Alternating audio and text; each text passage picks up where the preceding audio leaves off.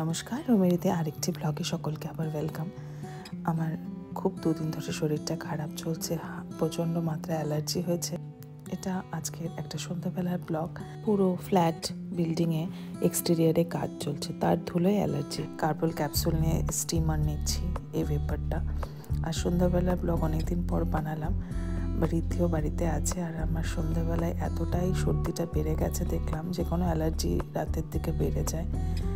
একটুখানি লিকার চা বানাবো, বাড়ির তুলসী গাছে তুলসী পাতা দিয়ে, একটু আদা দিয়ে। জেনারেলি এই চা আমি একদম খেতে পারি না, তবে একটু পাতলা করে হালকা করে বারবার এটাই ফুটিয়ে খাচ্ছি মধু দিয়ে।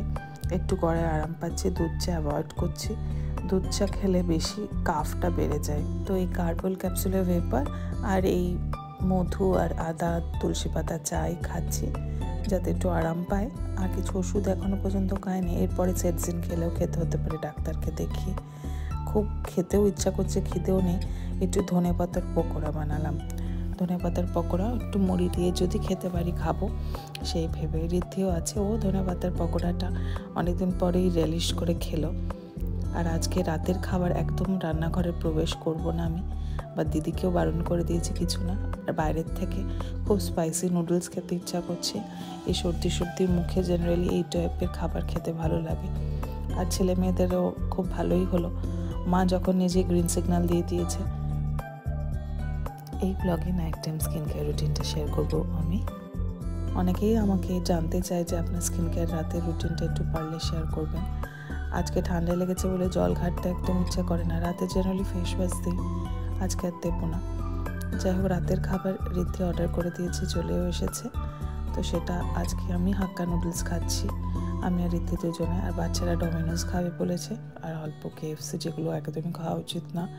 তবে মাঝে মধ্যে ফাস্ট ফুড না খেলে আবার রাস্তাঘাটে নিয়ে বেরোনো দেয়।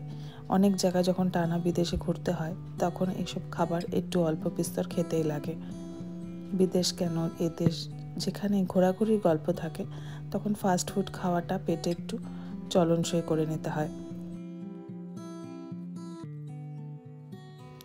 সবাই আমরা একসাথে বসে 8টার মধ্যে মোটামুটি ডিনার কমপ্লিট করে নিই। এবার রাতে স্কিন কেয়ার রুটিনটা আপনাদের সাথে শেয়ার করছি। এই আর্থ রিদমের ক্লেন্সিং বামটা কিনেছি আমি একটা ক্লেন্সিং বাম ম্যান্ডেটরি ইউজ করি। আর্থ রিদমটা প্রথম আজকে ইউজ করব, খুব শক্ত, প্রথম রিভিউতেই বলে দিলাম। তো এই বামটাকে মুখে একটু জল দিয়ে ভালো করে মেল্ট করে নিতে হবে, তারপর মুখটা তুলো দিয়ে পরিষ্কার করতে হবে, তারপরে একটা ফেস ওয়াশ দিতে হবে। আমি অল্প বিষয় নিয়ে এলাম, কারণ প্রথমে ভেবেছিলাম নেব না, ঠান্ডা লেগেছে জল ঘাটবো না, তারপরে না নিয়ে পারলাম না। তারপরে টনিমন্ডির এই টোনারটা দুর্ধর্ষ। আর খুব ড্রাই স্কিনের জন্য ময়েশ্চার এক্স এই ক্রিমটা আমি লাগাই, আর শীতকালে ড্রাই না হলে ওটা লাগানো যায়। আর রেটিনল আমি সবসময় ক্রিমের সাথে, ময়েশ্চারাইজিং ক্রিমের সাথে মিশিয়ে লাগাই। রেটিনলের স্কিনটা একটু ড্রাই করে, আর শীতকালে বেশি ড্রাই হয় বলে একটু ক্রিমের সাথে মিশিয়ে লাগাই স্যান্ডউইচ পদ্ধতিতে। যাই হোক, আজকের ব্লগটা এখানে শেষ করছি, দেখা হবে আপনাদের সঙ্গে আরেকটি ব্লগে। ব্লগগুলো একটু kindly like, share and subscribe করে দেবেন।